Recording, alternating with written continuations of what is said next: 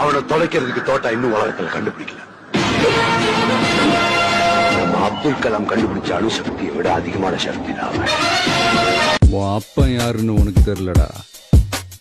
அவர் மத்தவங்க கிட்ட காட்டின முகம் வேற, அவரோட நிஜ முகம் வேற. தன் ஒரு குடிகாரனா, ட்ரக் அடிக்டா சுத்தி இருக்கிற எல்லாரையும் நம்ப வச்சார். அந்த கண் பார்வைக்கு 20ல இருக்கிற ஃபிட்னஸ் 40 தாண்டினா இருக்காது. நீ ஒரு சொடுக்கு போட்டு உன் வயசு பசங்க நீ நான் வந்து விழ போறாங்க.